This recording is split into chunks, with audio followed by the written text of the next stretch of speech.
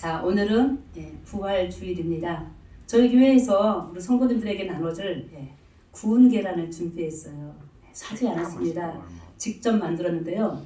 부활절 하면 떠오르는 음식이 뭐죠? 계란입니다. 왜 부활주일에 계란 먹을까요? 사순절 40여일 동안 예수님이 십자가의 길을 걸었을 때 우리도 자숙하고 절제하고 금식했을 때 몸이 좀 축났을 거예요. 저 몸 축나 보이나요? 아야. 죄송합니다. 몸 축나지 않고 살이 찐 것 같습니다. 그래서 단백질도 보충할 겸해서 우리 모든 성도들 섬기려고 계란을 구웠는데요.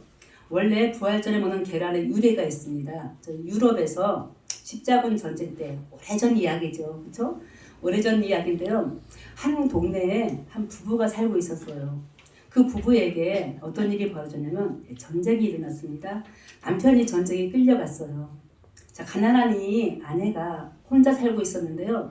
동네 깡패들이 이 여인의 집을 빼앗아 갔습니다. 그때 동네에서 불쌍하다 하여 이 여인에게 많은 자선과 구제를 펼쳐줬어요. 우리 집에서 오늘 밤은 주무세요. 내일 아침 우리 집에서 밥 먹어요. 이렇게 많은 사람들이 손길을 뻗쳐 주었습니다. 그때 이 여인이 후에 너무 감사해서 어떻게 이 동네 어른들을 섬길까, 봉사할까 생각하다가 계란을 삶았어요. 계란을 삶아서 동네 어른들에게 하나씩 나눠드렸어요. 꼬마들에게도 하나씩 줬습니다. 계란에다가 뭘 썼어요? 자기 집의 가문이었습니다. 한번 따라해 보시겠습니다. 나는 하나님의 사랑을 믿는다. 이 여인이 말하는 하나님의 사랑은 무엇이었을까요? 전쟁 중에 끌려갔던 남편의 소식을 기다렸던 것입니다. 그런데 어느 날 그날도 계란을 삶아서 동네 사람들에게 나눠줬는데 지나가는 한 아이에게 그날은 계란을 2개를 줬습니다. 그 아이가 지나가다가 전쟁에서 나온 병사를 하나 만났습니다. 그는 다리를 절룩거리고 지나가고 있었습니다. 아저씨, 계란 하나 드실래요? 하면서 그 꼬마가 계란을 줬습니다. 그 계란을 받은 그 병사가 계란에 쓰여있는 문구를 봤어요. 뭐라고 적혀있다고 그랬죠? 나는 하나님의 사랑을 믿는다. 아니, 이거 우리 집의 가훈이었는데? 꼬마한테 묻습니다. 너 이거 어디서 났니? 바로 그 계란을 준 그 부인의 소식을 그 병사에게 전해주고 부부는 함께 만났습니다. 그게 바로 부활절 계란을 우리가 먹게 되는 동기요 시작이 됐습니다. 사랑하는 성도 여러분, 삶은 계란 속에서 병아리가 나오지는 않습니다. 부화가 되지는 않습니다. 그러나 계란의 그 의미와 사랑을 오늘 주께서 말씀해 줄 때 예수님은 분명히 죽으셨습니다. 아멘이십니까? 아멘. 그러나 우리 예수님은 다시 분명히 살아나셨습니다. 오늘 새벽에 매년 날짜가 좀 달라지긴 하지만 부활주일로서 오늘 주님 앞에 나온 사랑하는 영신의 모든 가족들 주 은혜 안에서 행복한 건강한 기쁨의 부활주일 되시기를 간절히 소망합니다. 아멘. 꿈을 꾼 건 아니었습니다. 꿈을 꾼 건 아니었는데 엊그제 어느 집사님이랑 통화하는 중에 이렇게 얘기하더라고요. 오늘 많이 오실 거래요. 성찬식 빵을 준비하면서 저희도 손이 부끄러웠습니다. 이렇게 테이블이 큰데 이 빵을 누가 다 먹지? 물론 기대는 마십시오. 빵은 요만합니다. 개수를 말하는 건데 우리 준비하시는 권사님들 손길이 부끄럽지 않아야 되는데 기도했습니다. 부족한 정의. 이와 같이 많이 오셔서 기쁨의 부활주일을 맞이할 줄 생각은 했지만 꿈인 것 같습니다. 서로 다시 한번 축복하십니다. 예수님 부활하셨습니다. 시작. 예수님 부활하셨습니다. 아멘. 예수님 부활하신 거 보시려고 오셨죠? 네. 여기는 안 계시지만 우리들 마음속에 지금 부활하신 주님이 함께 계시는 줄 믿습니다. 아멘. 부활하신 예수님을 믿지 못했습니다. 당시에. 지금은 2000년이 지났는데도 불구하고 우리가 이걸 어떻게 믿겠어요? 당시도 못 믿었는데. 그 당시에 부활하신 예수 그리스도를 만난 사람들 이야기를 좀 나눌까 합니다. 제목입니다. 따라하십니다. 디베랴 호수에서. 다시 쭉 시작. 디베랴 호수에서. 혓바닥이 막 꼬부러지네요. 그렇죠? 이 호수는 원래 갈릴리 바다였어요. 갈릴리 호수였습니다. 갈릴리는 너무 익숙하시죠? 예수님이 태어나시고 30세 이후에 공생이라 해서 하나님의 말씀을 증거했던 동네가 바로 갈릴리였어요. 갈릴리. 이 갈릴리에 있는 이 바다를 갈릴리 바다라고도 하고 워낙 컸기 때문에 호수가 바다라고 말했지 사실은 호수였습니다. 이 디베랴 똑같은 동네를 가지고 이렇게 디베랴 호수, 갈릴리 호수. 저 구약시대에서는 게네사렛 호수 이렇게 말을 했을 때 우리 이름 똑같은 사람들 있죠? 사람이 다른데 그런 거 등등 비슷한 경우가 있었을 때 오늘 갈릴리 바다 저 디베랴 호수에서 무슨 일이 있었는지 우리 1절 말씀을 먼저 보시겠습니다. 1절 말씀인데요. 자, 우리 읽어보지 않았던 사람들 중 같이 한번 읽어보시는데 1절에 뭐라고 적혀 있습니까? 그 후에 예수께서 어디에? 디베랴 호수에서 나타나셨다. 따라하십니다. 예수께서 나타나셨다. 이곳에도 오시기를 간절히 소망합니다. 부활하신 예수님 우리들 가슴속에 지금 친히 오시고 계십니다. 어디에요? 디베랴 호수가에. 자, 여기에 호수만 있습니까? 사람들도 있어요. 사람들. 누가 있는지 2절에 보니까 2절에 예수님의 제자들이 있습니다. 2절에 보니까 시몬 베드로. 따라합니다. 시몬 베드로와 더불어서 여러 명 있는데 수를 헤아려 보니까 약 7명쯤이 이 지금 바닷가에 와 있어요. 자, 호수나 바닷가에서 사람들이 하는 일이 뭘까요? 고기 잡는 일입니다. 고기 잡는 일. 자, 기억해 보십니다. 시몬 베드로는 예수님의 제자였습니다. 그런데 우리 얼마 전에 마가복음 필사도 했던 기억이 납니다. 그때 시몬 베드로는요. 예수님을 버리고 도망간 사람 중에 대표 1인자였습니다. 어떻게 도망갔습니까? 어떻게 예수님을 부인했습니까? 사실은 베드로가 예수님께 이런 말을 했던 거 기억합니다. 예수님, 저는 주님을 버리지 않을 것입니다. 제가 혹시 죽을지라도 주를 버리지 않겠습니다. 했는데 아니요. 베드로 주님을 버리고 도망갔습니다. 아니 예수님과 같은 도당이라 하여 혹시 잡혀서 죽을까봐 겁을 덜덜덜 떨면서 도망갔던 베드로였습니다. 그런데 이 베드로가 오늘 저 요한복음 21장을 함께 말씀을 나누는 20장에 보니까요. 베드로뿐만 아니라 사실 제자들 여기 7명이 등장한다고 말씀드렸죠. 모두가 다 예수님의 부활을 실제로 경험했었습니다. 그런데 잊어버렸어요. 또다시 예수를 버리고 자기의 옛 직업인 어부, 자기의 동네 디베랴 갈릴리로 돌아간 것입니다. 옛 직업 어부로 돌아간 저 제자들 뭐 했을까요? 3절에 보니까요. 먹고 살아야 되잖아요. 그렇죠? 밤새 고기를 잡았어요. 밤새 고기를 잡은 결과 밤새 고기를 잡으면 어떻게 해야 되죠? 수확이 있어야 됩니다. 저희 아버지가 돌아가셨지만 어부셨어요. 아버지가 배를 가지고 바다에 나가더니 항상 오후에 나가셨어요. 오후에 고기는 밤에 잡아요. 낮에는 그물이 고기들 눈에 보이기 때문에 도망갑니다. 항상 밤에 나갔던 기억이 납니다. 소소에 신고하고 밤에 바람이 부나 눈이 오나 비가 오나 바다에 가서 고기 잡았던 아버지가 생각나는데 이렇게 베드로도 제자들과 함께 더불어서 밤에 고기를 잡으러 갔는데요. 자, 말씀해 보니까요. 밤새 고기를 잡아도 고기는 단 한 마리도 잡아갈 수가 없었습니다. 여기 혹시 3교대 근무하시는 분들 계시죠? 2교대 근무하시는 분들 계시죠? 전 집에 오며 가면 집이 신림인데 관설동 주변에 식당이 하나 있더라고요.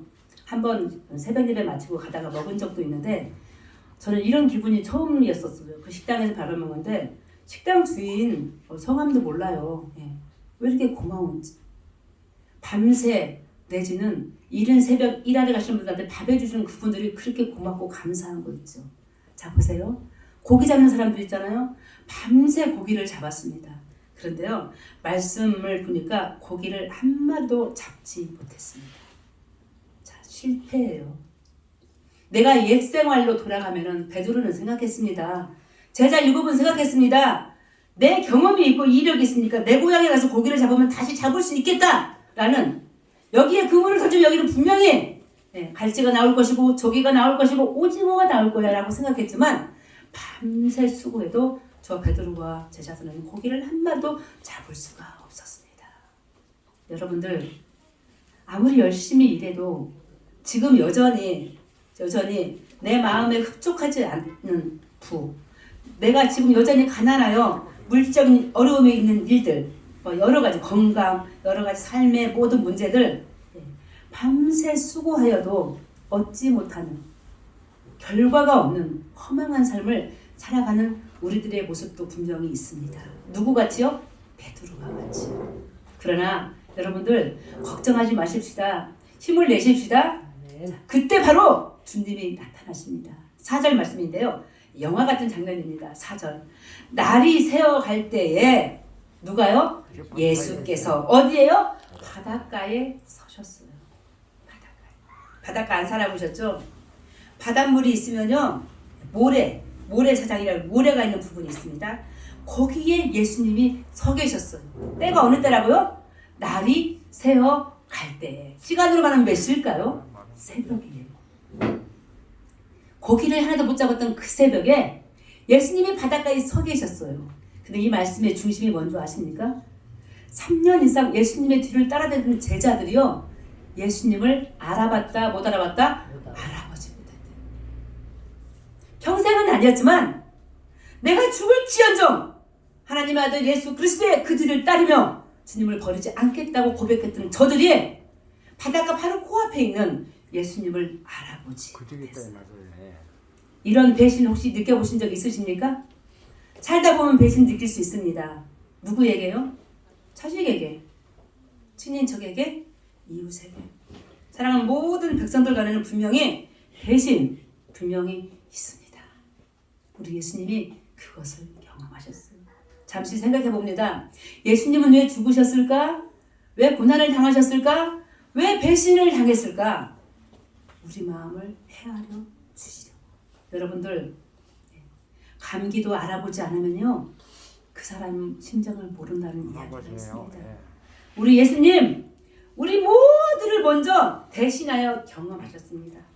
죽으셨고 사셨고 밤새 수고하여도 고기 한 마리 못 잡아본 저들과 함께 하고자 오늘 나타나신 것입니다. 밤새 수고하여도 아무 소득이 없었던 이 땅의 백성들과 마음을 나누고자 오늘 나타나신 줄 믿습니다. 나타나셨을 뿐만 아니라 우리 예수님이 그 바닷가에서 나타나서 하신 일들을 기록하고 있는데요. 제일 먼저 우리 예수님이 자기의 제자 7명에게 이렇게 말합니다. 뭐라고 말하신 줄 아십니까? 5절인데요. 우리 함께 따라해 보십니다. 얘들아 우리 옆에 계신 분들 한번 인사 나누시죠. 얘들아 시작. 얘들아 반갑죠? 얘들아 어이구 젊은이 여보시게 말은 안 하고 내가 바로 너희가 섬겼다 나 예수야 못 알아보고 있잖아. 얼마나 배신감 느끼겠어. 저것들이 나를 위해서 죽는다더니 내 얼굴 좀 못 알아보다니. 사랑하는 자는요 얼굴을 보지 않아도 느낌이라는 게 있잖아요. 그렇죠? 근데 바닷가에서 손짓까지 해가면서 저들을 불렀지만 저들은 예수를 알지 못했습니다. 그럼에도 불구하고 그 배신에도 불구하고 우리 예수님 저들을 어떻게 불렀다고요? 얘들아. 이거는 밀어치는 부름이 아니라 가까이 내가 여기 왔다고 알려주고 나한테 오라는 신호였습니다. 사랑하는 성도 여러분, 이 예수님께서 저희들에게 오늘 축복의 일들을 보여주시는데요. 밤새 수고하였어도 고기 한 마리도 잡지 못했던 저희들 오른편에 그물을 한번 던져보라 했을 때 저들이 예수 그리스도의 그 말에 순종하고 고기를 잡는데 그 자리에 그물을 던지는 순간에 고기를 그물이 찢어지지 않을 만큼 충만하게 잡았다는 일화입니다. 사랑하는 성도 여러분, 믿다가요 실패한 기독교인들이 너무나 많습니다. 어떻게 하죠? 교회를 떠납니다. 아니요, 아예 하나님을 버려버립니다. 아니요, 기독교인이 아니더라도 세상에서 실패한 경우들 너무나 많이 있습니다. 그때 어떻게 하죠? 어디로 숨습니다. 도망갑니다. 누구처럼요? 오늘 예수 그리스도의 제자 7명처럼 도망갑니다. 그곳이 고향이 됐든지 그곳이 산속이 됐든지 숨습니다. 자기 길을 가고자 어딘가로 떠났지만 사랑하는 성도 여러분, 제 고백입니다. 하나님이 계시지 아니하면, 예수님이 도와주시지 않으면, 예수님이 없는 그곳에서는 일이 벌어지지 않습니다. 고기가 없습니다. 고기를 못 잡은 게 아니라 고기 자체가 그 바다에 없었습니다. 얘들아, 고기가 있니? 물어봤지 고기 잡았니? 묻지 않으셨습니다. 자, 우리들의 삶, 종교 없어도, 신앙 없어도, 하나님 없어도 잘 살아갑니다. 재미있게 잘 살아갑니다. 풍성한 세상입니다. 그러나 진정 다시 한번 돌아봅니다. 이 세상을 창조하시고 오늘 죽었다가 다시 부활하신 예수 그리스도, 그 사랑이 아니면 오늘 우리가 살 수 없음을 고백하는 것이 바로 오늘 우리 교회뿐만 아니라 이 땅에 있는 모든 주의 백성들, 부활주일에 주님 앞에 나와서 부활의 예수 그리스도를 찬양하는 우리 모두의 고백이신 것을 믿습니다. 사랑하는 성도 여러분, 주님이 계신 그곳에 기적이 나타나는 것입니다. 그물을 배 오른편에 수많은 고기를 잡았을 때 나타나는 이들을 보니까요, 제일 먼저 제자 7 중에서 호들갑 떠는 제자 하나가 나오는데 7절에 보니까요, 베드로가 등장하네요.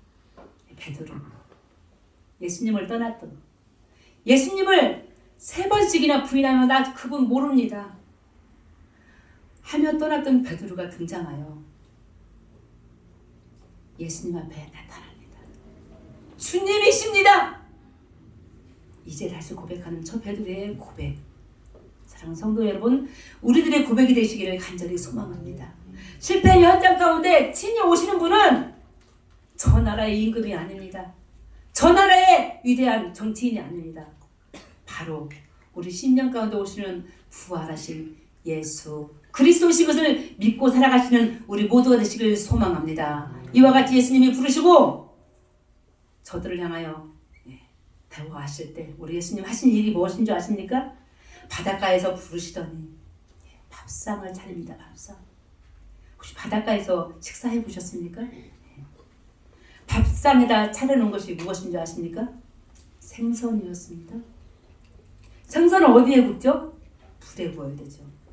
9절 말씀에 보니까 육지에 올라와 보니 제자들이 눈을 봅니다. 숯불이 있었습니다. 숯불이 있는데 거기 위에 생선이 놓여 있었습니다.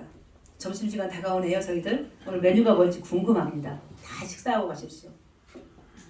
생선도 있고 떡도 있더라 말씀해 주셨습니다. 자, 떡, 여기 지금 떡이 있습니다. 예수님이 친히 말씀하셨습니다. 마지막 죽으시면서 자기 몸을 십자가에서 찢으셨습니다. 그러면서 말씀하시기를 이거는, 이 몸은 너희를 위해서 찢긴 내 살이니라 말씀하셨습니다. 기독교는요, 의미 있는 종교입니다. 말씀마다요 많은 의미를 갖고 있는데요, 이 말씀 속에 있는 떡, 예수 그리스도의 몸이십니다. 살이십니다. 내가 너희를 위하여 죽었다. 생명의 떡으로 다시 부활하셔서 바닷가에서 만찬을 차려줍니다. 실제로 지금 이스라엘에 있는 디베라 호수, 갈릴리 호수가에 있는 교회가 하나 있는데요, 그 교회 안에 큰 바위가 있대요. 그 바위에 이름이 적혀 있대요. 뭐라고 적혀 있는지 아세요? 그리스도의 식탁. 예수께서 디베라 호숫가에서 찾아와 만났던 제자들에게 베풀어 주었던 그 식탁, 떡과 생선을 구워 주었던, 함께 앉았던 그 식탁을 그리스도의 식탁, 이렇게 써 있다고 하십니다. 사랑하는 성도 여러분, 우리 예수님은요, 자나깨나 우리들의 먹거리를 위해서 고민하십니다. 걱정하십니다. 그러나 진정 예수님이 걱정하고 고민하는 것은 우리가 날마다 먹는 일용할 양식만이 아니라 생명의 떡, 하나님의 말씀인 것을 믿습니다. 돌아가신 이어룡 교수님이 최근에 작년에 나왔던 책 중에 보니까 아마 돌아가시면서 마지막 책이 아닌가 싶습니다. 먹다, 듣다, 걷다 라는 책이 있더라고요. 유치원생이 보면 딱 맞는 것 같죠? 먹어요. 듣습니다. 엄마의 말을 들어요. 엄마 하잖아요. 그렇죠? 걷습니다. 먹는 이야기를 그분이 어떻게 이야기나 들어보니까요. 먹다 죽인 뭐도, 먹다 죽은 뭐도. 우리 잘 먹으려고요. 우리 군사님들 이따 식사하실 때 기도해 주세요. 축복해 주세요. 오늘 오실 분들 위해서 얼마나 수고하신지 몰라요. 떡이며 뭐 식혜, 무, 뭐 김치, 뭐 국 장난이 아닙니다. 사랑하는 성도 여러분, 냄새 맡고 오셨어요? 이게 문제가 아닙니다. 주님 우리를 부르셨는데요. 주님은 걱정하시는 게요. 이효령 교수님도 그런 말씀하셨던데 우리 먹거리가 문제 아니에요. 우리의 진정한 먹거리는 여기에 있습니다. 영원한 생명의 떡 예수. 그리스도이신 것을 믿으시길 소망합니다. 그래서 예수를 떠난 저 제자들에게 식당을 마련한 거예요. 바닷가에서. 교회도 아닌데. 얘들아, 이것은 내 살이야. 내 몸이야. 너희들 알지? 우리 예수님 엊그제 금요일 때 성금요일에 십자가에 못 박혀 죽으셨는데요. 아시죠? 네. 못 박혀 죽으셨을 때 흘리신 피 6시간 이상 매달려 있었습니다. 그리고 오늘 우리들에게 생명의 떡을 깍두기 모양도 안 되는 조그마한 떡입니다. 상징적인 것입니다. 세례 받으신 분들 다 성찬하실 것인데요. 주님이 이렇게 바닷가에다가 성찬 떡을 차려놓으시고 너희들이 앞으로 먹을 떡은 귀신이 먹고 갈 떡이 아니라 생명의 떡. 나 예수 그리스도의 말씀이신 것을 우리에게 가르쳐 주신 것을 믿습니다. 아멘. 이들이 잡은 고기 아까 얼마큼 잡았다겠죠? 그물이 찢어지기 전. 도대체 몇 마리였을까? 11절 11절인데 몇 마리 잡았는지 한번 읽어볼까요? 시작. 시몬 베드로가 올라가서 그물을 육지에 끌어올리니 가득히 찬 큰 물고기가 153마리라. 이같이 많으나 그물이 찢어지지 아니하였다. 말씀을 준비하면서요. 이런 걸 제가 처음 알게 됐어요. 성경은 무궁무진해서요. 모르는 거 투성이에요. 저도 모르는데요. 몇 마리라고요? 153마리. 자, 상징적인 의미를 좀 말씀드리고 싶습니다. 숫자 1은요. 한번 1 해보시기. 1 시작. 1. 손도 해보세요. 시작. 1. 안 하시냐? 시작. 1. 우리 이영욱 그 성도님은 1 하니까 1. 아 웃으시네. 예. 웃으면 뭐가 와요? 복이 와요. 1. 하나입니다. 너무 하나예요. 연합이에요. 통일이에요. 갈라지면 돼요? 안 돼요? 안 돼요. 갈라지면 뭐가 돼요? 둘이 되는 거예요. 하나. 153마리의 일은 하나입니다. 어머니와 아들은 하나예요. 딸과 아빠도 하나예요. 우리 가족은 하나입니다. 영신의 가족은 몇이라고요? 하나예요. 연합. 둘이 되면 되지 않습니다. 갈라지는 것입니다. 자, 두 번째. 5, 2로에서 5. 해보세요. 5 시작. 5.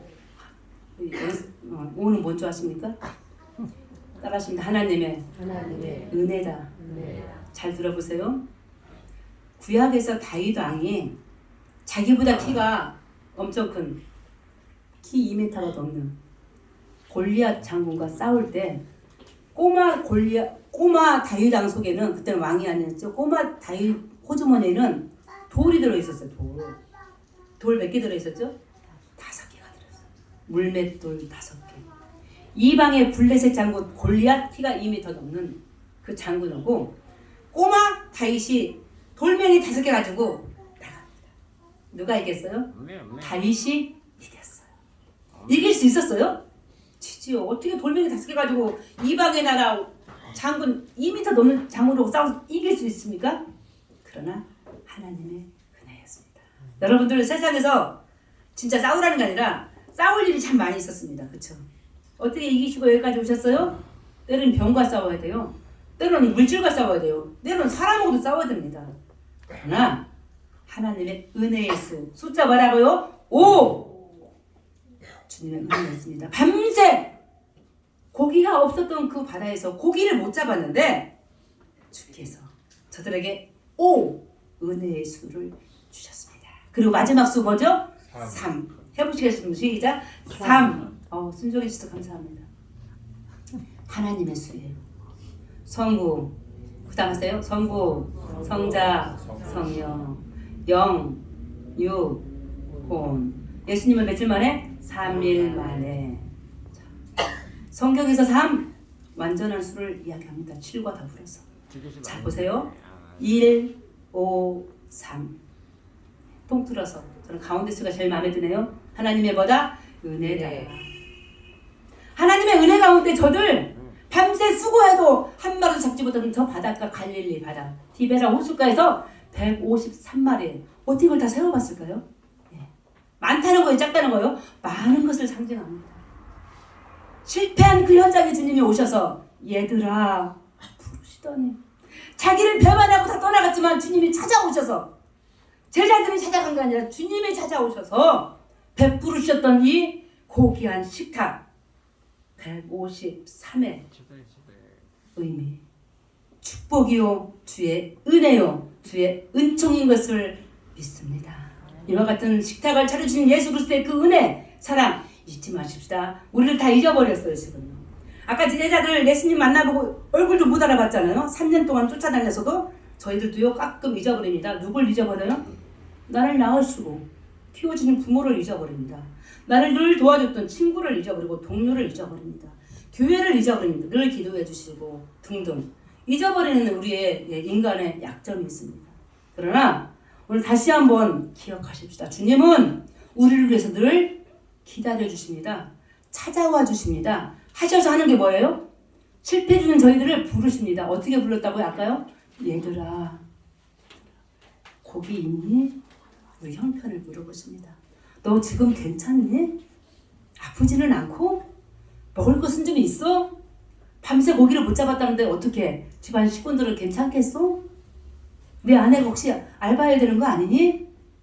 묻지 않으셔도 다 아시는 우리 주님이십니다. 그 주님이 부활하셔서 지금 우리의 가정 안에 친히 찾아오십니다.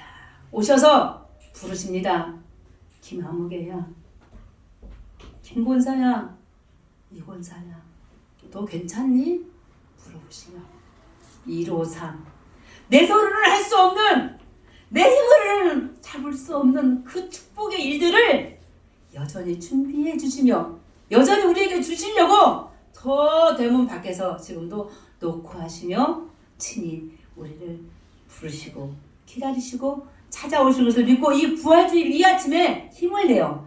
내가 지금 실패한 삶에 디베라 호수가에 있을지라도 주님이 오셔서 우리의 손목 잡고 일으켜 주심으로 말미암아 나도 저 제자들뿐만 아니라 나도 153의 축복을 받아 하나님의 고귀하신 일들을 내 가정에서 일터에서 이 교회에서 각기 속한 모든 공동체에서 열심히 해나갈 때 그물이 찢어지지 않을 만큼에 찢어지면 안 됩니다. 자, 은행의 통장에 찢어지면 안 돼요. 막을 수 있을 만큼. 그 돈이 억이 됐든 천이 됐든 얼마가 됐든지 간에. 아니 건강도 마찬가지예요. 터지면 안 돼요. 항상 지킬 수 있는 만큼 항상 내 마음과 몸과 건강이 교만하지 않을 만큼 늘 찢어지지 않게끔 지켜주시는 하나님의 은혜를 늘 사모하며 나아가는 영신의 복된 성도들 되시기를 예수 그리스도 이름으로 축원합니다. 네. 하나님 아버지 부활주일 이와 같은 아름다운 성전에서 사랑하는 성도들과 새 식구들 많이 보내주셔서 풍성한 식탁을 차리게 하심을 감사합니다. 바닷가에서 생선과 떡을 준비하시고 배고팠던 그 제자들에게 식탁을 차려주시는 그 사랑, 그 정성 오늘 저희들이 맛보고자 합니다. 부활의 주 예수께서 이 시간 함께 하심으로 말미암아 풍성한 영신의 식탁이 되어지도록 주여 우리를 친히 인도하여 주시옵소서. 예수 그리스도 이름으로 기도합니다. 아멘.